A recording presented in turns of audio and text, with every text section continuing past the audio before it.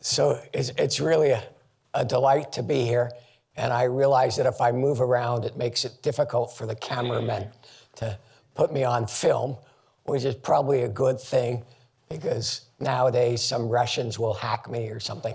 And in fact, I've not only been banned from the Gordon Conference, apparently I've been banned from Facebook. So there's still nadirs to which I can aspire. But this is a real pleasure and delight. So I've followed Ollie's work as I have for many of the brilliant young people that passed through Sir Fraser's group. And a couple of years ago, we had a chance to overlap for an hour or so. C'était très agréable. Et on a causé tout le temps en français parce qu'il est francophone, comme moi. And so we had a lot of fun chatting away in French. And the result of that is I'm here giving a lecture during dinner time. Go figure. Okay, so I'm going to tell you a story about a molecule called Texaphyrin, and we're going to focus on the gadolinium one. And I have to start by emphasizing that I'm a professor, which means I'm completely worthless. In the United States, professors don't do anything. It's a lovely job.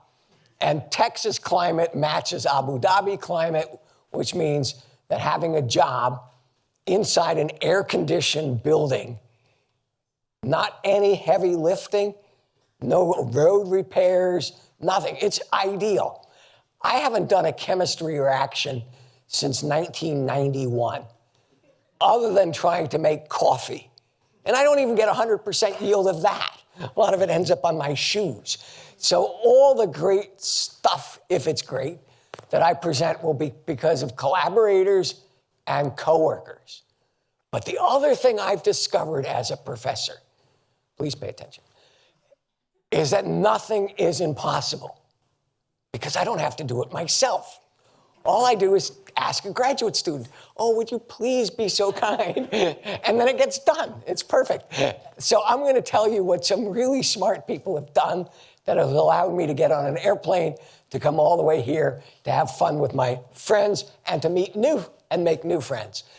So Tahit Siddiq has been an intellectual driver. Rick Finch has helped with a lot of biology. But the main project, I'll tell you, was instigated by Jonathan Arambula, who still doesn't have a permanent position, and another permanent kind of postdoc, Gregory Theobald. We've collaborated a lot with Swami, Jung-Sung Kim, Dong-Ho Kim, and his student, Wan Young, and Jung-Soo Park, whose photo will appear later, have all been presenting, and we've been lucky enough that from time to time, people give us money. Okay, so now that we've done that, we're gonna try and figure out how to go after solid tumors, and then at the end, there has to be some pretty obscure chemistry just to work up our dinner time appetite. So this story, oh, has everybody seen that I'm wearing a tie and a jacket? Yes? Okay, now I can take it off. Okay, now we can relax. I'm gonna loosen my button, and maybe I'll loosen my belt. Okay, so I'm gonna tell you not about porphyrins. That's a porphyrin. I was working on porphyrins for my PhD. I got to Strasbourg, and Professor Jean-Marie Lane said, oh, I had this former postdoc, Andy Hamilton, making a porphyrin cryptand. Please do that. Then I went to Tabushi's group. Please use porphyrins for electron transfer. Then I got to Texas. And I said, okay, I'll keep doing porphyrins. These are great molecules. There have been no fewer than 4 Nobel Prizes for this. The first one went to Willstaeder. So Willstaeder, I first encountered as a kid in Berkeley, California, as a hippie, because he was the first one to record a synthesis of cocaine. But he didn't win the Nobel Prize for that. He won the Nobel Prize for elucidating the structure of protoporphyrin IX. And then, of course, Hans Fischer won the Nobel Prize for the total synthesis, and Kendrew Peruch won it for hemoglobin. So if you include electron transfer, then it goes on, many, many examples. So I thought I could spend my whole career studying porphyrin. And then I got to Texas. And so this starts in a state of mind far away. And Texas is the largest state in the contiguous United States. It used to be a separate country.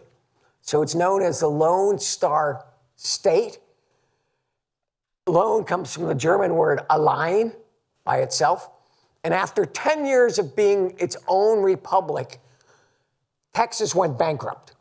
And they sold themselves to the United States and gave up about half of their territory, some of which is New Mexico, Colorado, all the way up even into Montana. They gave up all that land and became much smaller, but it's still very big. And if you go to Texas, you will discover that everything is bigger. I didn't know that, but I found it out very quickly when I arrived in Texas. I started there in 1984, and there are probably people here in this room that weren't even born. So that's a long time ago. And in 1984, you were not allowed to start a job as a professor in Texas if you were not Texan, unless you took a course on how to teach to Texans. And Texas in those days was rich, lots of oil money, so they paid me $1,000 to take a remedial class on how to teach to Texans for 4 days. And I said, okay, $1,000, I'll do that. So I would ask them questions. How do I explain inverse electron demand deals all the reactions to Texans? How's that different from California people where I grew up? And of course, they didn't know anything. So the whole thing quickly became an exercise on history and culture of Texas. And so I learned that in Texas, everything is bigger. Not necessarily better, but bigger. And you can see that. I've demonstrated this by slide. This is a Texas rabbit. It's bigger than normal rabbits. And the other thing you learn about Texas is that it has really terrible beer called Lone Star beer, but it has 5 points. This only has 4 points. So it quickly became apparent to me that if I wanted to survive in Texas, I needed not to make a porphyrin, but to make a texaphyrin. So what is a texaphyrin? A texaphyrin is a larger Texas-sized porphyrin. And this was an unabashed,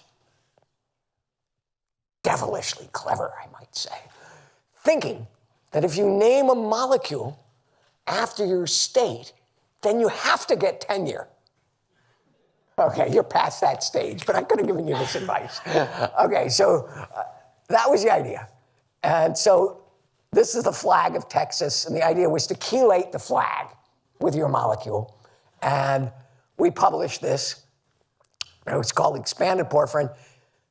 It was a 2.5-page paper in JACS in 1988.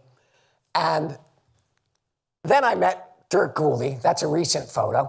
We went skiing together a couple of years ago. But he was a young researcher, and he didn't get an academic job. He only got a technician's job early on doing pulse radiolysis at Notre Dame. So Notre Dame is a famous university with it's a famous football team with a university. We have one of those too. And they beat Stanford yesterday. Oh, so sad. What's pulse radiolysis? It's basically a source of electrons from a Van de Graaff generator. So I don't know how it is here, but sometimes for us, we do have winter for a couple of days every year. Do you have that too? And then the humidity drops. And then you can take your clothing and you can get some sparks in your hair, right? So you rub, and when we were kids, we would rub balloons and then we'd put them up on the wall because you get static electricity. Van de Graaff generator is basically static electricity. You put it on a molecule and you can see what happens. You can also do electrochemistry. So electrochemistry is a way to put electrons in, take them out. And what Dirk did is he put an electron straight on the texaphyrin. That gets reoxidized by O2, which is oxygen. That generates something called superoxide, which is a reactive oxygen species. So reactive oxygen species will kill cells, and this goes back and forth. So on a technical level, you can do this by adding electrons in solution, watching them come back. You can put one in, then a second, go all the way, come back, take it out, take it out. And so this is reversible. What's that mean? Just like your clothing that's reversible, you can change it, and it can go both ways. And so that means that this is quite stable. It also means one electron's easier than the second. So what do we learn? We learn that texaphyrin can catch your electron quite easily. This is about 1 volt easier than with a porphyrin. So it's really being bigger and having carbon-nitrogen bonds much easier. At the same time, Tony Harriman was running our photophysics lab at the time. We don't no longer have that.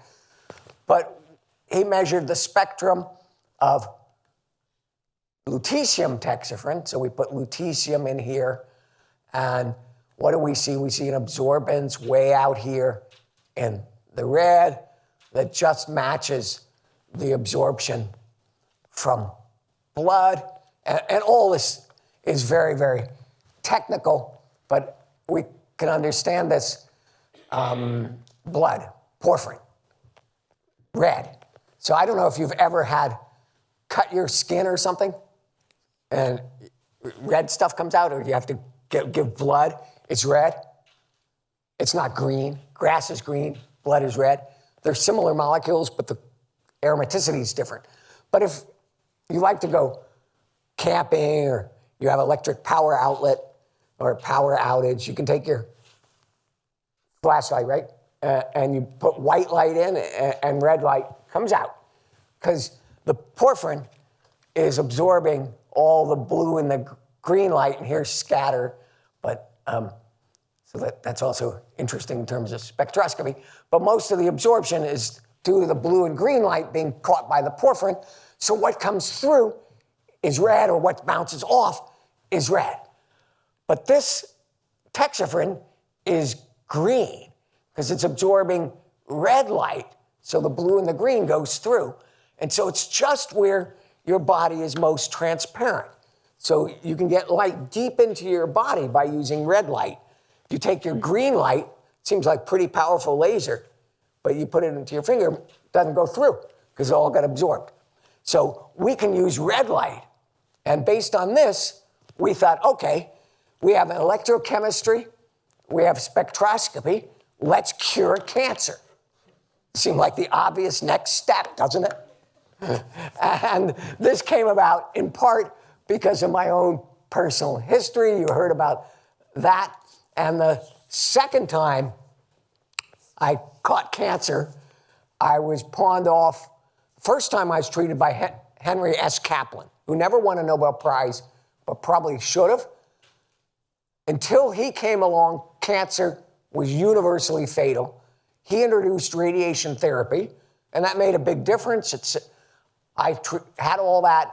I lost a lot of hair in the back of my head, and now I've gotten old and I've lost more hair. But that gave me 3 years. I'm so old that chemotherapy had not even been approved when I was first diagnosed for cancer. Think about cisplatin off patents and things like that. That would not yet have been approved. The only one approved was nitrogen mustard. He kept giving this to me. I kept vomiting. So during the day, I'd do chemotherapy. And then sometimes at night, I'd feel well. I'd go do chemistry. And so that was my PhD. And then when we made this, I called up Richard and I said, I think we have a pretty interesting molecule. And he goes, okay, I'm going to quit my job and we'll start a company, which we have a word for that in Yiddish called chutzpah, which means, and I guess if you know Spanish, you'd call this cajones. So he had a lot of guts.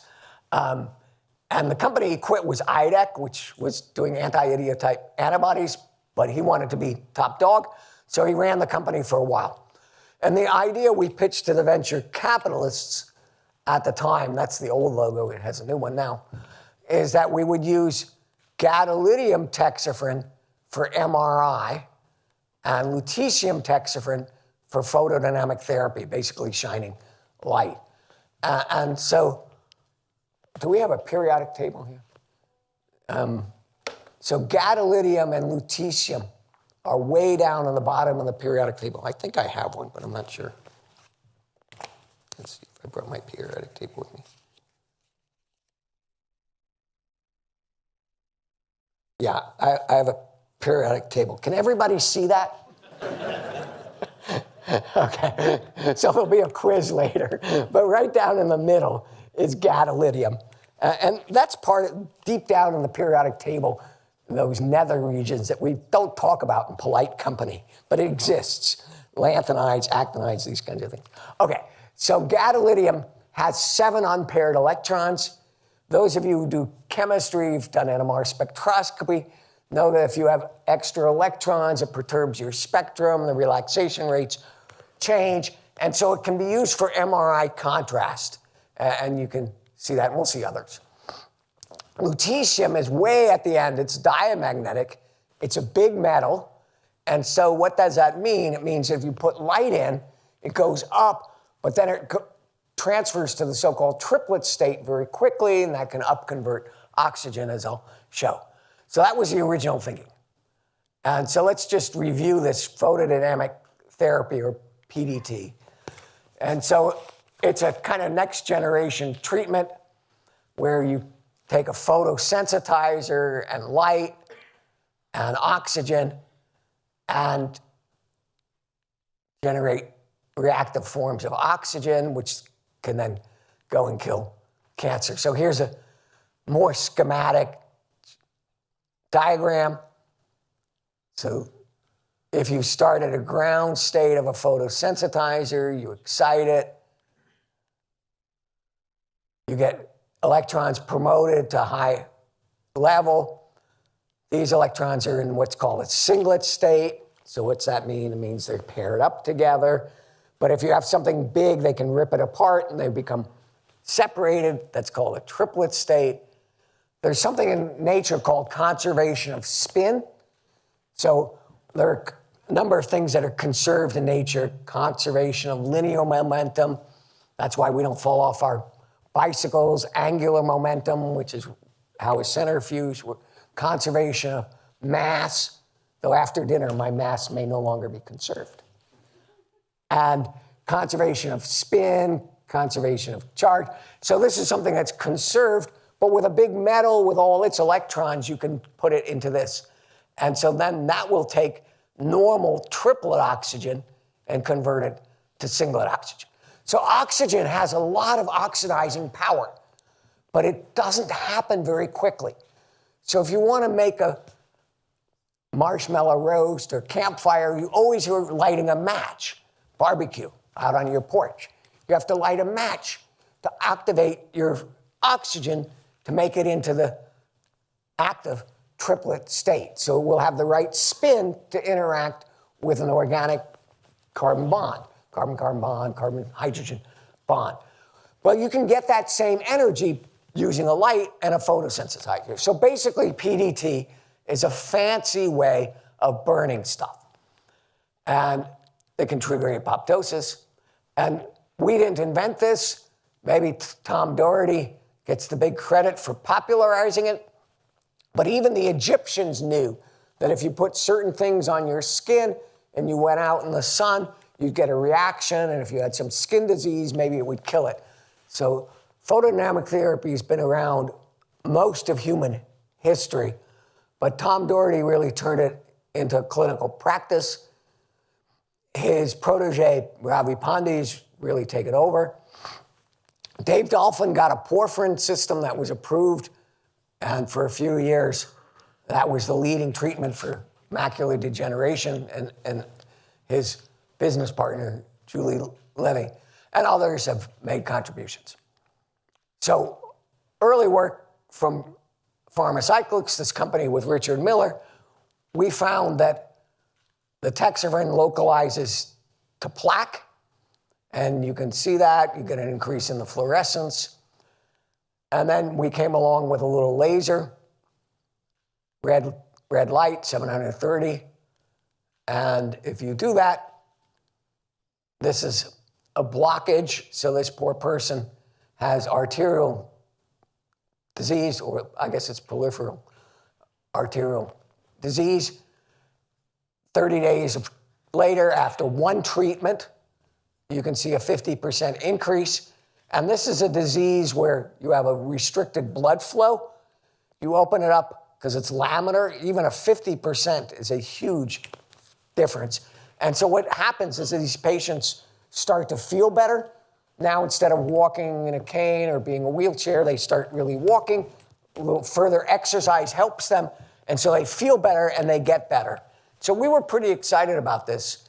And it made it through phase 2 trials. But this was just 2001 or so. And that was the first tech wreck. And all the money dried up. And Pharmacyclics sort of ran out of money. And we stopped this project to focus on cancer. And cancer because Richard Miller was an oncologist, me because I was a cancer survivor. And over time, we focused more and more on the gadolinium, texaphyrin, abbreviated motexaphyrin gadolinium, because we were finding it had redox activity. So just that very early slide, how we can put an electron in, take it out, generate reactive oxygen species, we thought this could be used for metastatic brain cancer.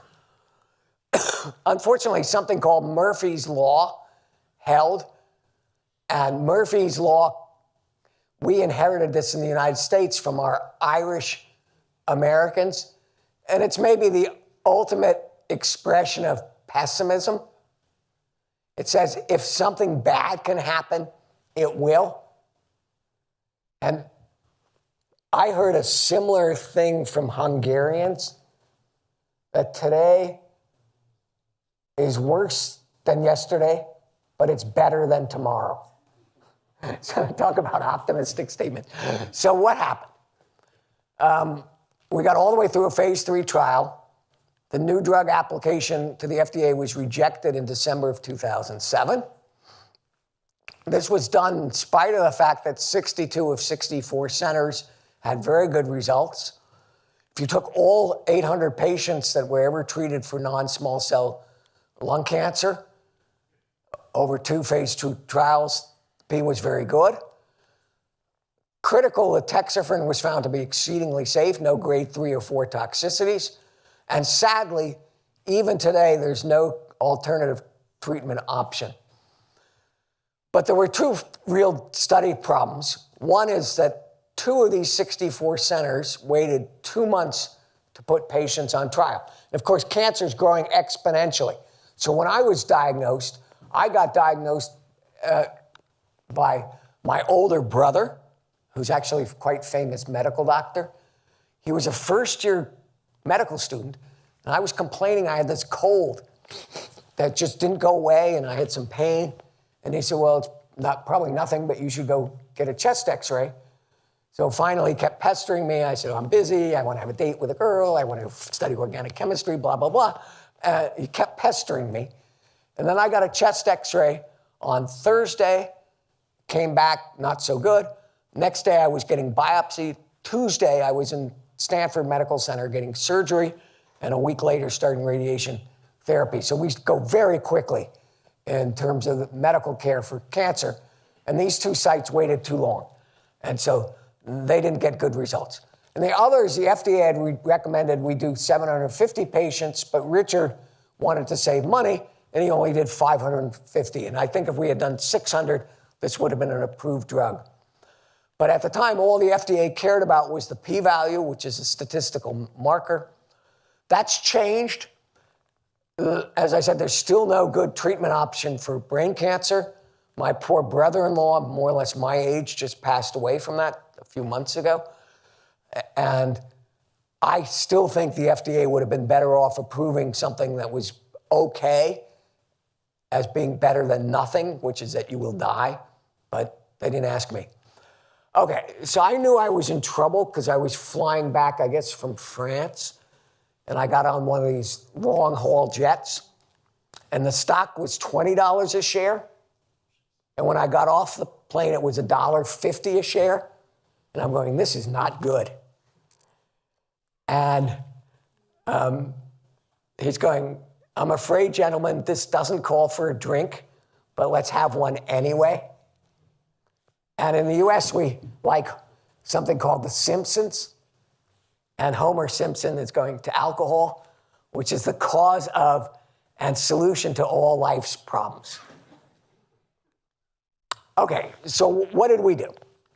We had been watching Gilead, which was Peter Durbin's company. Gilead was founded on the idea of making triple helix DNA or helical modifiers for DNA. That failed. But he was smart enough to bring in J.C. Martin, who licensed a lot of Leota's compounds and some of the ones that Martin had made, and they repositioned themselves as an antiviral company. And of course, Gilead is a household name in biotechnology. So we knew that, and Durbin was actually on our SAB, Scientific Advisory Board, for a few years. And so the minute we started our phase 3 trial, in 2004, my former student at the company, Darren Magda, was charged for looking at backup portfolios.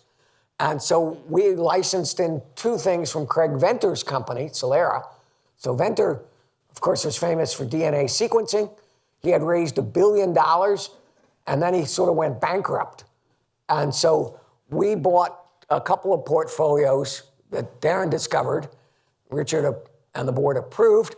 One of them, so the main one for $18 million that we bought was an HDAC inhibitor, histone deacetylase. And then it's like buying an NMR spectrometer. If you buy a 600 megahertz NMR, they'll give you a 400 one for pretty cheap. So for $2 million, we got a Burkitt tyrosine kinase, or BTK inhibitor. It turns out that's the one that ended up doing well.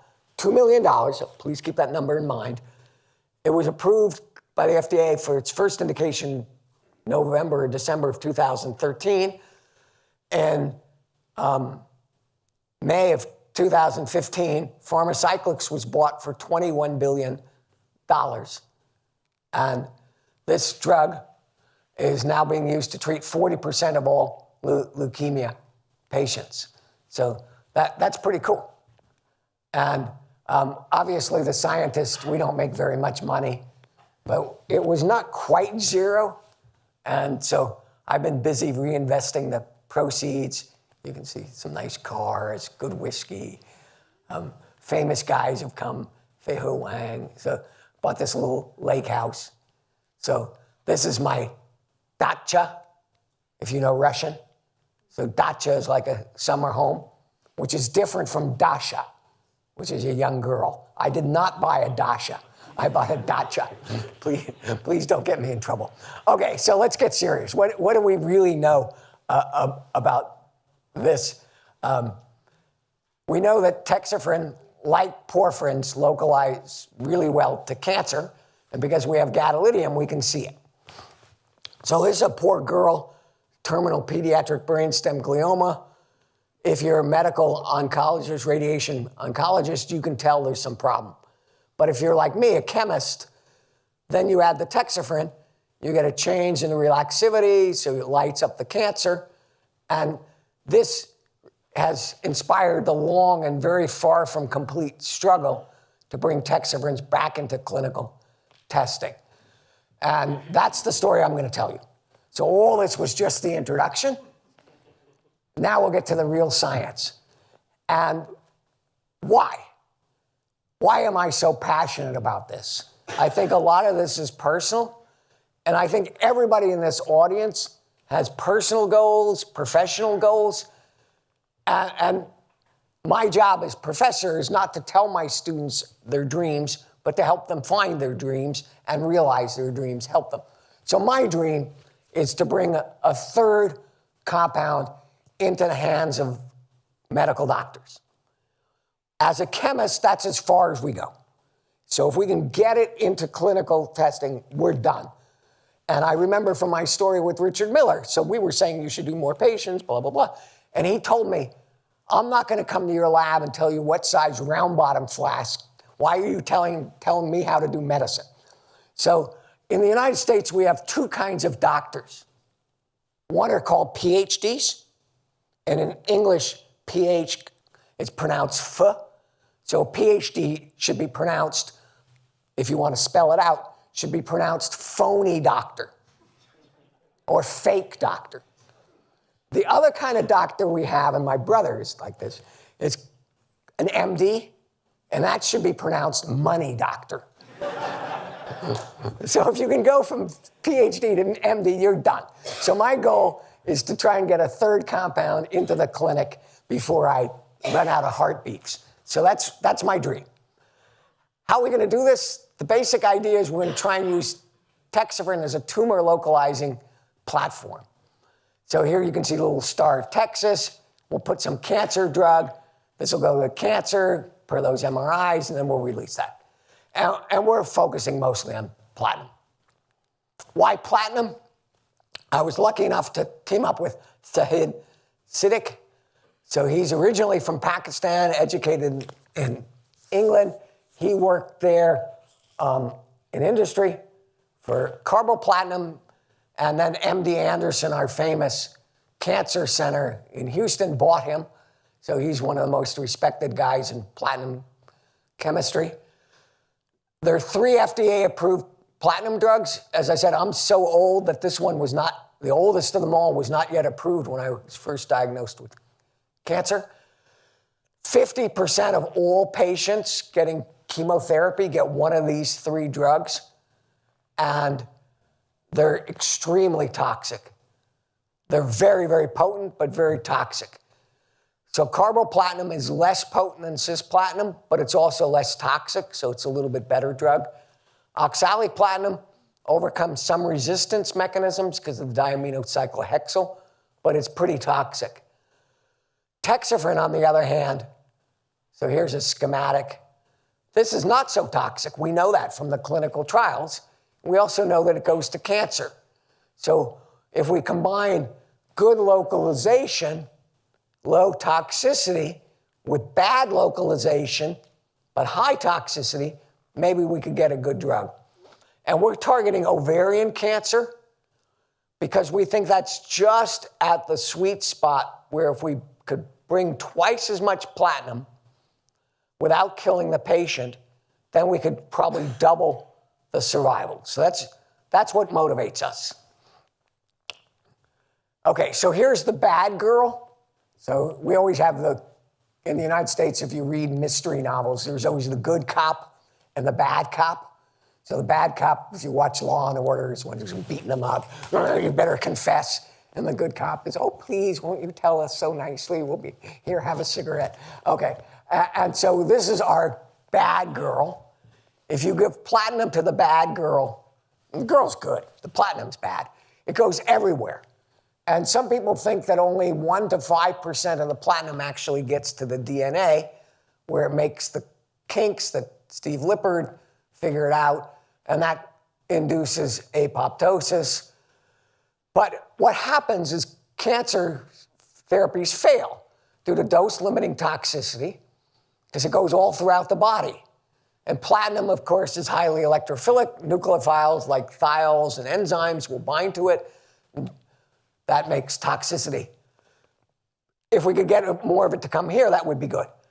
The cancer cell itself stops taking it in, it's a nickel transporter, and starts pumping more out, as it will for all multi-drug resistance. There's a further problem, is that the cisplatinum will lead to p53 dysfunction, and that's actually one of the key things leading to apoptosis. So the whole point is to try and overcome some of these problems. We're going to focus on platinum-4.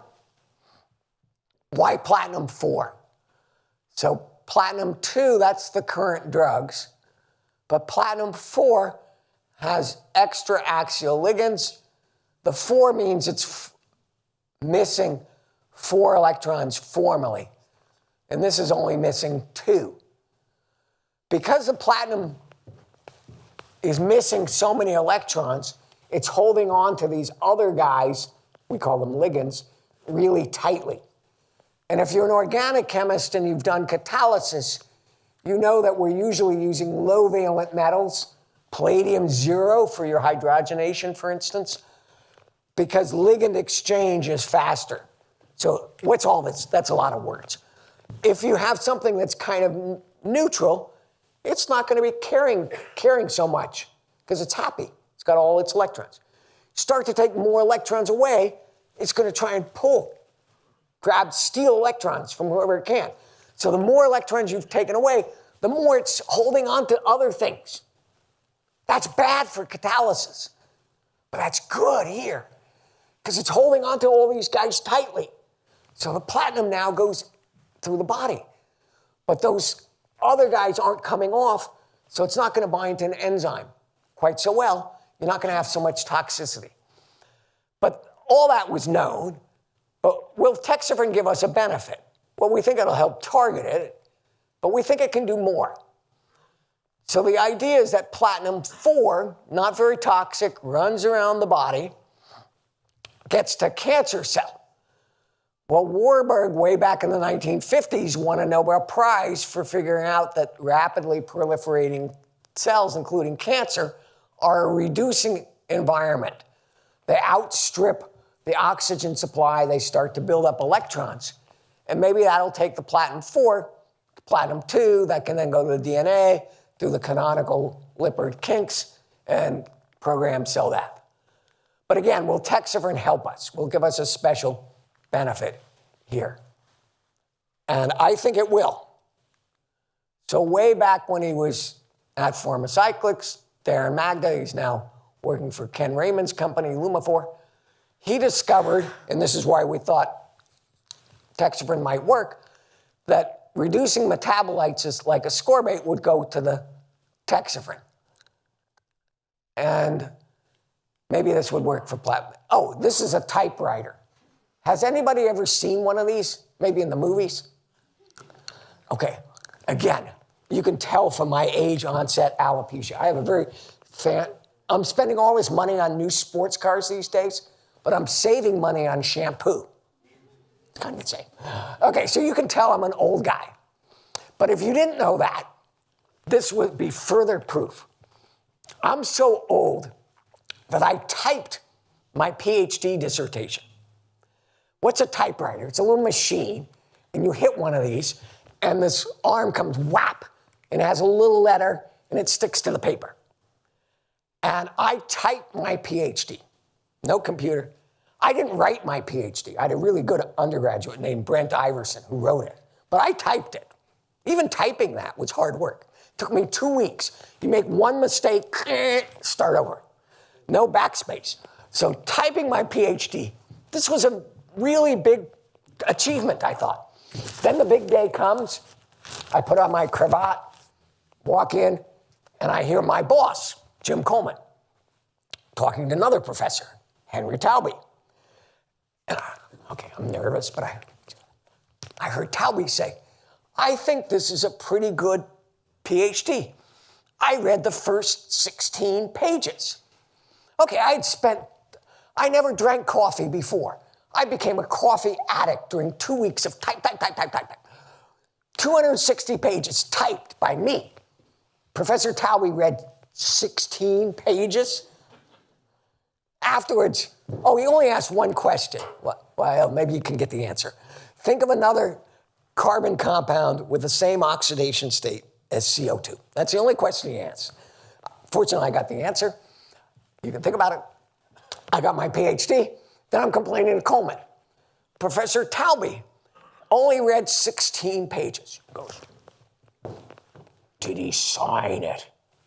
And I go, yeah. He says, keep it. It's going to be worth a lot of money. Okay, then I'm off to Strasbourg. And I can't remember if it was 82 or 83. It was either 3 months or 15 months after that, Henry Taube won the Nobel Prize. Now my attitude changed completely. Instead of having Taube only having read 16 pages, now I'm going, my PhD was signed by a Nobel Prize winner. The same facts. Experimental section's exactly the same, but the introduction has changed completely. So why in the world did Taube win the Nobel Prize?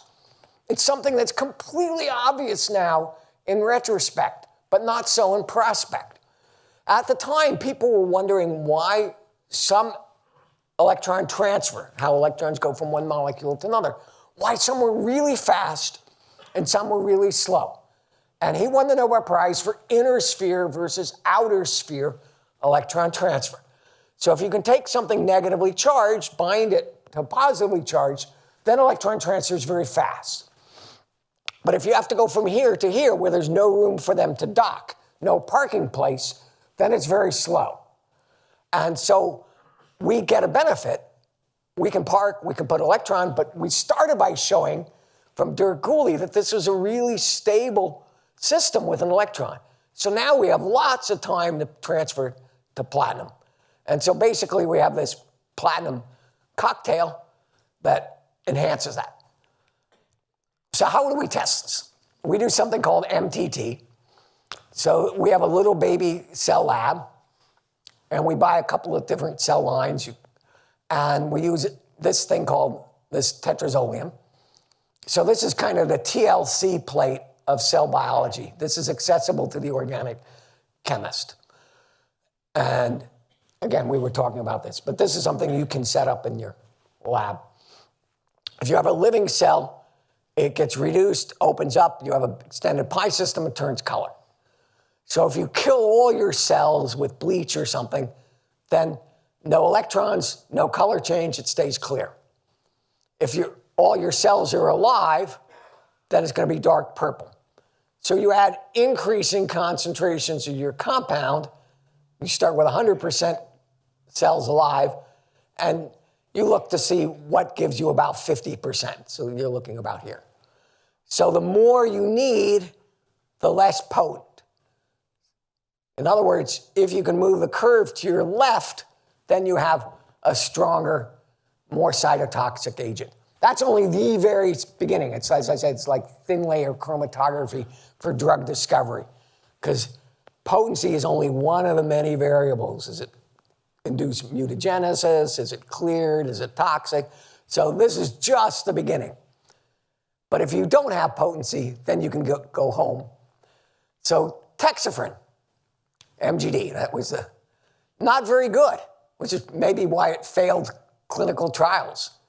So if this had been more potent, we'd be having our institute lectures on my yacht in the Gulf instead of here.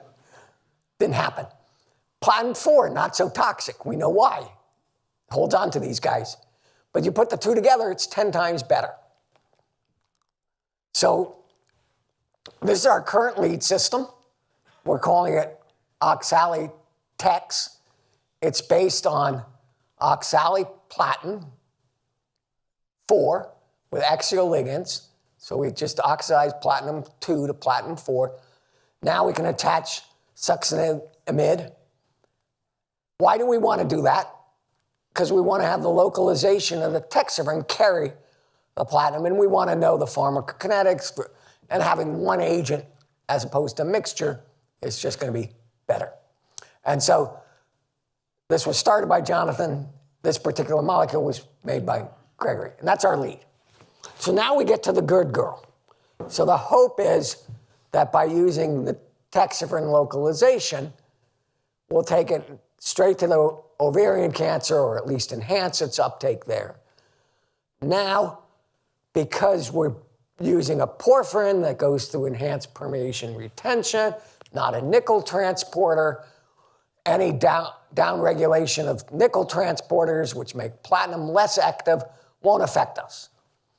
Things that pump drugs out, small molecules, maybe won't pump out the big molecule. And finally, because of use of diaminocyclohexyl, we think we can reactivate p53. So the hope is we can make a transformative difference in the survival for cancers, patients suffering from solid tumors. So this goes back to Pharmacyclics.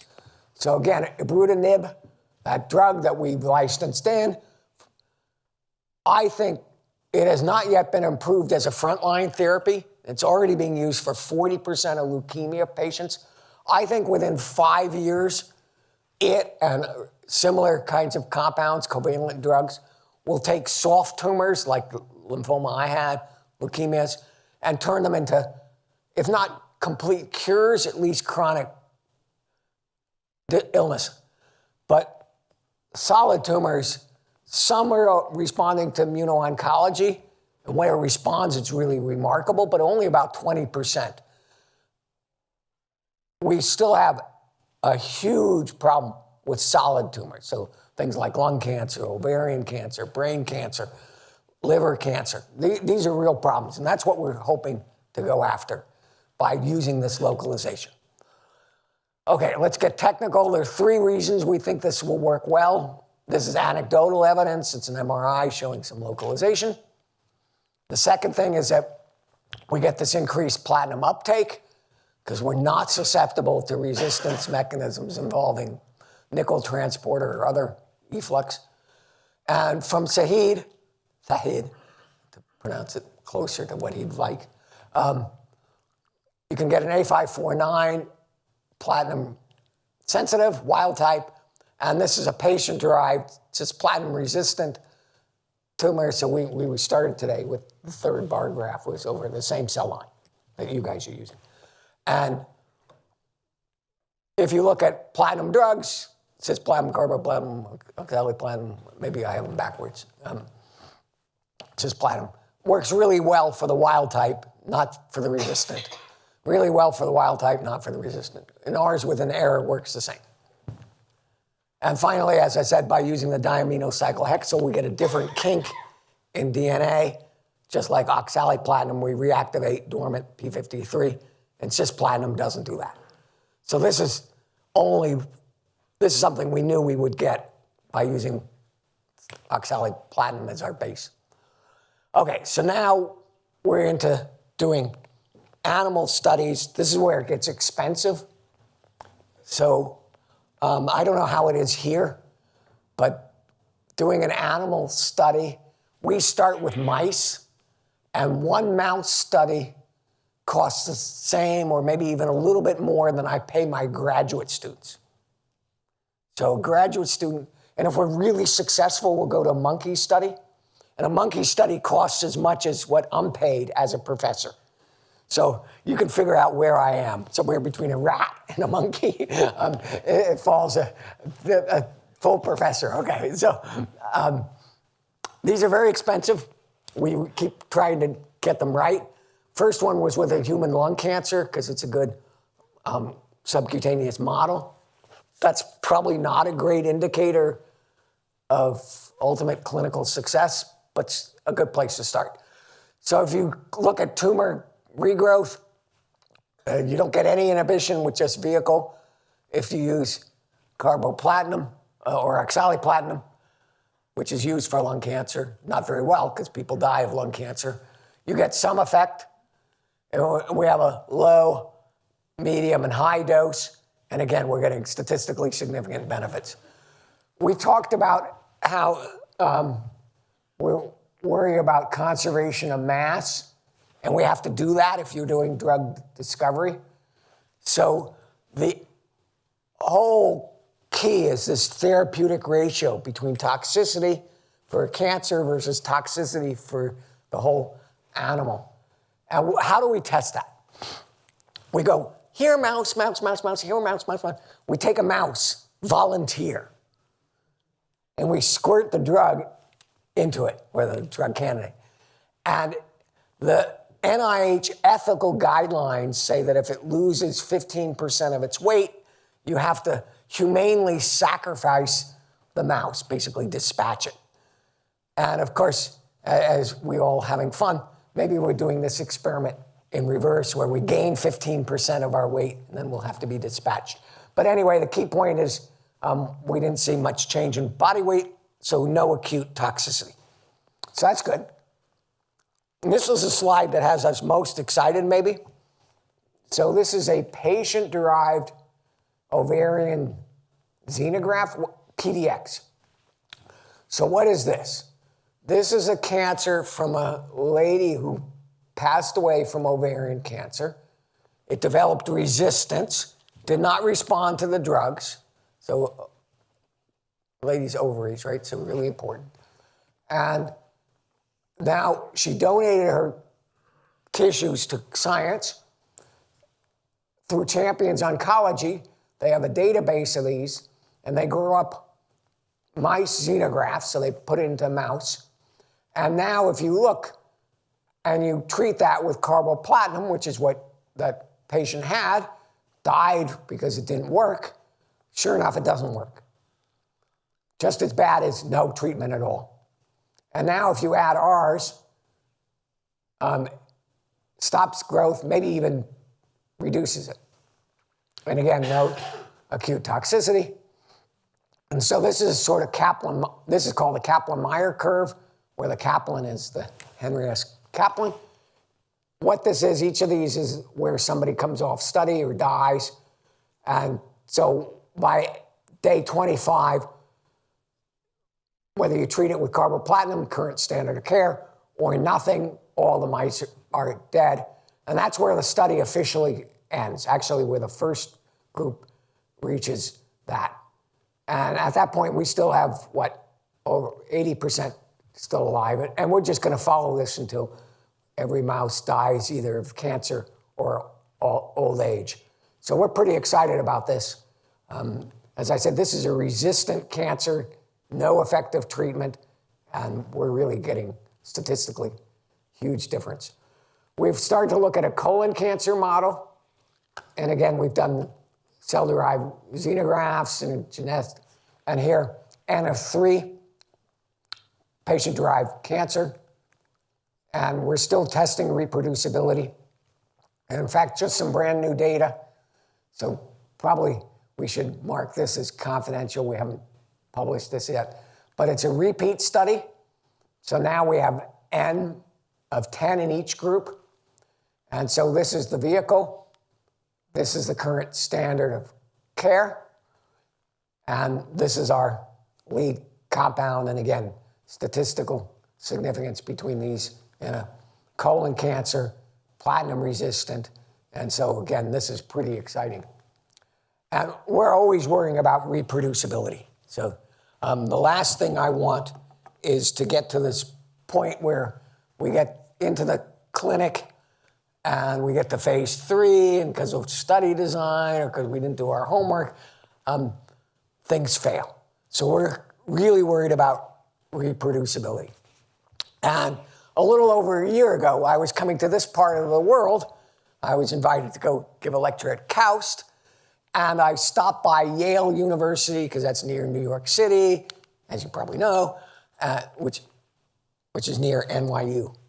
NYU is near Yale. I don't know, it depends how we look at it. And then there's a direct flight from there to Jeddah, so I could go to KAUST. And I overlapped with my old teacher, Dick Zare. So if you're a physical chemist, you probably know Dick Zare. He's 78 years old. He's still studying things like why bubbles and soap bubbles and blah, all kinds of cool stuff. He did a lot of this comet assay. It was a cover of Science, and then they had to retract it because it was all artifact. They thought they found chirality. They didn't. So he's a really funny guy. And I was explaining that I'm always talking about Murphy's Law. And from KAUST, I was going to China. And I was saying, I'm a little bit worried that in Saudi Arabia, in the Gulf region, there are just not that many. We have lots of Irish Americans. We have St. Patrick's Day. You probably remember this.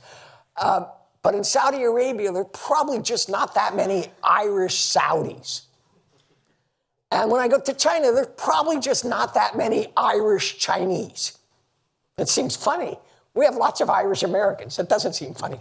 So he said, well, let me help you explain Murphy's Law to people who don't have Irish culture. So this is Dick Zare's proof of Murphy's Law being reproducible. So I'll share it with you. So this is just a picture in Ireland. It's always rainy. And I once heard a joke about Irish people. 3 Irishmen walked out of the pub. It could happen. Okay, and if you drink too much in the pub, that, as we said, cause of and solution to life problem, maybe you make a wrong turn, and you drive into the pond. So what do? You get what we would call in the United States a tow truck. They would call a lorry to fish out the car. So that's looking good. But then Murphy's Law takes over. But this is not reproducibility. So then what do? You sit around, you scratch yourself. You get a bigger lorry or a bigger truck. It's like Jaws. You need a bigger boat. And so now that's okay. But now you have this problem. Okay, so that's Dick Sayers. Okay, so we're trying to extend this. We're using doxorubicin. Min-Hee did this. And we have to use a cleavable linkage. Jung-Sung Kim has helped with this. And this one is working okay, not great. We do see statistical difference. But if you can see from the Kaplan-Meier curves, by the time we're off study here, we're getting 20% alive or something. So this is metastatic liver cancer, again, a universally fatal disease. So this is okay, but it's not as spectacular as the platinum. Okay, so what's the next step?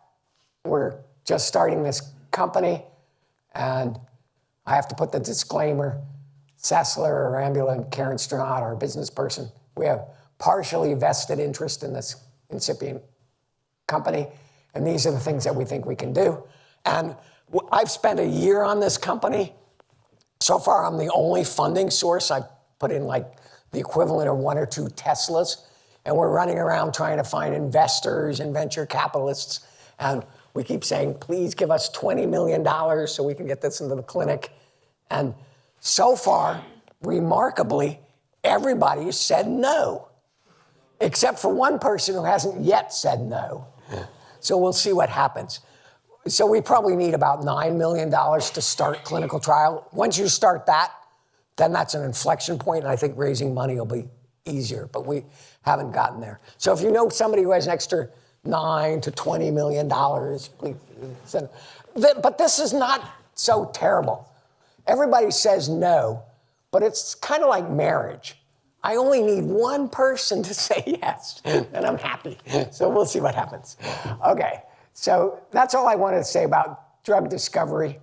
I like this photo because it reflects the American diet.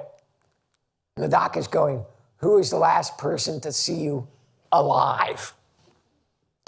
And this almost happened to me. So I'm 62 years old. You were very kind not to tell the audience how old and decrepit I am. But when I turned 60, I was complaining. Well, I've been complaining for a long time. So I can't really do too many sports. I have too much scarring in my lungs from radiation, whole chest radiation, right? This is back in the Stone Age for cancer treatment. And I was telling my doc, turning 60, you have to do all kinds of things, and tests. And he goes, he's from Syria originally. So a fellow Syrian who's gone off to do wonderful things. And he was saying, well, you should get your heart checked. You should go to the cardiologist, because if you have that kind of scarring in your heart, that can be a fatal thing. And if you wait, it could be terrible. So here's a prescription. In the United States, they scribble something, doc, nobody can read the writing. And then you call up to make an appointment. So I call up. The receptionist gets on the line. She says, who are you? And I go, well, I'm Jonathan Sessler. I'd like to make an appointment. When were you born? May 20th, 1956. Why do you need an appointment with a cardiologist? You're only 60 years old. You should be in good health. And I go, well, I had a 2 times Hodgkin's survivor. I had whole chest radiation when I was 19 and 20. Dead silence. After a minute or two, she gets back on the line and goes, wow, you've had a good run of it. I'm surprised you're still alive. Talk about bedside manner. Okay, I don't know how we're doing on time. But if we have a little bit of time, we'll tell a couple of more stories. These are pure chemistry. So expanded porphyrins aren't limited to texaphyrins. This has been my baby. And as I said, the first paper was 2.5 pages in JACS. And sometimes I feel like my work has had no impact on the field at all. And if you feel that way, please come visit me. Because last year with Furuta and Gross, we co-edited a chem review. This is 1,200 pages. So 1988, there was 2 pages. Now there's 1,200 pages. So if you don't think there's been any impact, come visit and I'll drop it on your toe and then you'll feel the impact. Okay, so I just want to talk about some of these things. Feel free to, if you're not an organic chemist, then this maybe doesn't excite you so much. But we always talk about aromaticity and anti-aromaticity. And the idea is that this molecule distorts like cyclooctatetrene. If we could rigidify it, then it should be a real anti-aromatic. And we finally managed to make this. So Pradeep Panda, who's now an independent professor at Hyderabad, which is one of the better universities in India, he was a postdoc with Chang-Yi Lee, made this. Once we had that, we could do porphyrin condensation, and we get a whopping 8% yield of this compound. And porphyrin chemists, we never get good yield. So the only way to keep from becoming completely depressed by these low yields is to introduce something called psychological yield. So if you're a porphyrin chemist, you use psychological yield, which means you take the yield and you multiply it by 10. And now you have 80% psychological yield, so you feel much better. But basically, we're isolating the impurity. Think about it. But look at this NH, inner NH, way down here. Highly anti-aromatic. You can add 2 electrons, and now it jumps to here. So we've got like a 30 ppm shift. So if you don't believe in ring currents, now you do. And here's the crystal structure. All this was great, and Masatoshi Ishida, who was doing this, came one day and said, my compounds disappeared. And I go, no, come on. Einstein and God can create and destroy matter, but mere mortals, we can't do that. It can't have disappeared. And he goes, well, I don't have an NMR. And I realized these days we don't make pure compounds, we just make pure spectra. But he was a smart postdoc, and he went home to Japan for vacation, and he stopped by Fukuzumi's lab and did the EPR. And so what we figured out is the chemistry that made it disappear was just adding HCl. And it went from being diamagnetic, you could do an NMR, to paramagnetic. And so what was happening is it was picking up a single electron and going from 4n, anti-aromatic, to 4n plus 1, which is kind of semi-aromatic. And this was kind of special, and it made a big splash when we did that. What's happening? So what's happening is you start putting electrons in. That's all great. But if you go back to the chemical structure and you look at this versus that, here, if you want to change the resonance structure, you have to move the proton. But here you don't. So if you've studied organic chemistry, you know that an enolate's a resonance structure, whereas a keto enol, you had to move the proton. You pay a Born-Oppenheimer or tautomeric price. But by protonating it, it shifts the redox potential from minus 0.62 to plus 0.42. This is now so easy to steal an electron that we'll steal an electron from chloride anion. So sodium chloride, lots of it out in the Gulf. Nobody wants it. You have to desalinate it. Chloride's stable. We don't even think about this, except maybe Ali's group thinking about bromate. Higher oxidation species. So I'll spill spaghetti on my shirt tonight. Then I'll have to clean it with perchlorate or chlorate bleach. So we know you can oxidize these things. But what's remarkable is that 4n is so unstable, it will steal an electron from a halide. Pradeep Sarma has made some new ones. I'll skip this, but I only wanted to point out that we're still publishing occasionally. And this one also goes from, and again, it's the same sort of thing. It's a proton-coupled electron transfer, but now it goes a complete 2-electron with chloride. So this one's even easier to reduce than the original method of Rosering. And here's crystal structure of the triiodide complex. You can see that. So that's kind of cool. Okay, so the last topic I want to inflict on you is bicyclic expanded porphyrins. So aromaticity has been one of the most important topics in chemistry. It goes back to Kekulé, 1865. He postulated the structure of benzene as being a hexagon. And you wonder where in the world he got the idea that benzene might be a hexagon. So that's moments before his brilliant discovery. So what's my dream? My dream is to go out of 2 dimensions into the 3rd dimension.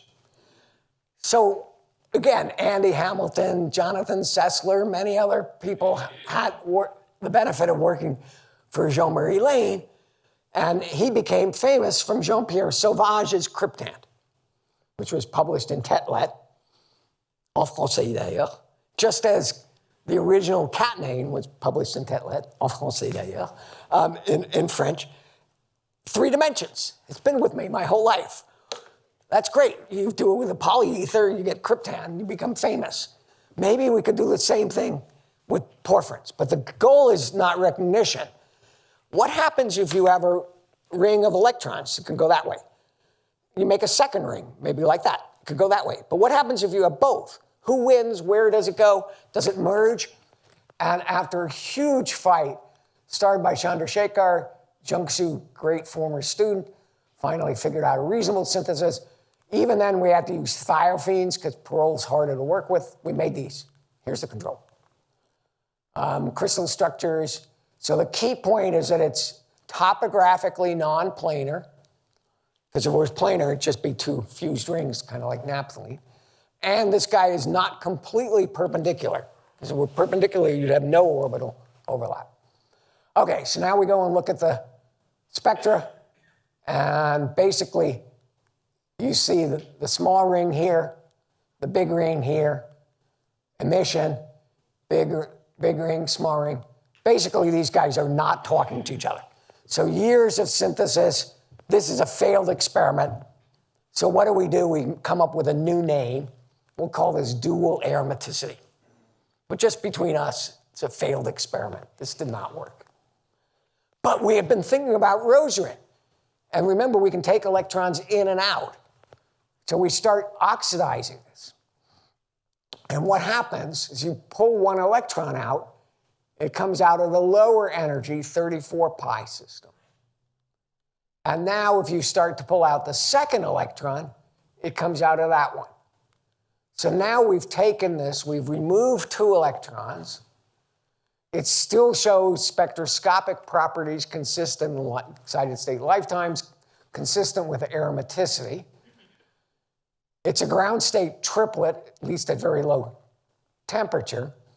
And so we've gone from a system that has 42 electrons, 4n plus 2, to 141, finally to something that has 40 pi electrons, 4n.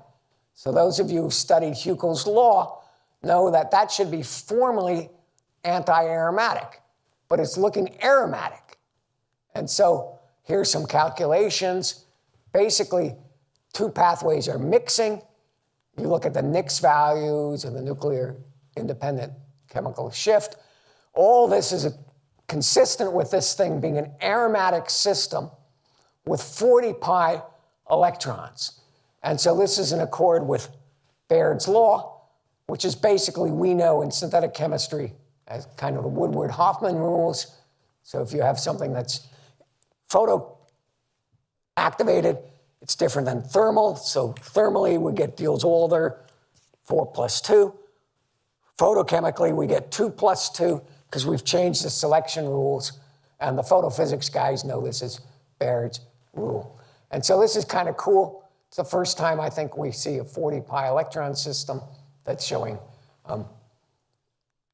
anti-aromaticity or aromaticity. So we think these studies aromaticity, anti-aromaticity are cool. And I'm kind of inspired by my physics and astrophysics colleagues. So you can see we have the same hairstyle. And he's trying to explain all this complicated stuff, like I'm trying to explain all this aromaticity, number of electrons and blah, blah, blah, and everybody's getting hungry. So this is what he explains to his students. Along with antimatter and dark matter, we've recently discovered the existence of doesn't matter, which appears to have no effect on the universe whatsoever. So maybe you feel that way about aromaticity. I like it. It's a passion. We love these expanded porphyrins. And so that brings me kind of to the end of our Texas-inspired approach to chemistry. The main lesson to learn is that in Texas, everything is bigger. And you can see that by car wash. This is a car wash on Highway 71 between Austin and Houston. It's been repainted green these days. And it says car wash. If you come to Texas and you go to the car wash, you will not see a car. You might see a big old hanging pickup truck, dude. You might even see a cowboy washing a cow. But you won't see a car. That's too small. Everything has to be bigger. And I've been in Texas 34 years. I have never washed a cow in the car wash. But I have washed a dog. This is a true story. Once upon a time, I had a girlfriend. This is a true story. And the girlfriend had a dog. And the dog was so cute. I think I was probably more in love with the dog than the girl, which might have been the problem. But we have a holiday called Thanksgiving. It's in late November. And her parents were living in Houston, so her parents invited girlfriend to come to Thanksgiving. Girlfriend invited the dog invited me. So we all get in the girlfriend's car to go to Houston. Okay, we're driving along. This is a cute, fluffy white dog. Smells like wonderful young lady shampoo. I was in love with this. But very small dog, very small bladder. We're driving along and had to go pee-pee. So November in Texas, it can rain. It's been raining. So we let the dog out to go, and it came back. It was no longer white and fluffy. It was brown and muddy and smelled like this because it had been out in the cow field. So it was my job to wash the dog in the car wash, which I did. And it turns out it's not as easy as it sounds, because this is really high pressure. And if you take high pressure and you squirt the dog goes flying. Anyway, that's where we stand. I need to just thank everybody again. So the most Jung-Soo Park, the great guy who's done so many things from, I talked about earlier today, made his three-dimensional systems. Jung-Sing Sheng is helping with that. Dong Ho does all the photophysics for us. And I mentioned these two guys for our new drug discovery work. Okay, so I think that's it. Thank you very much.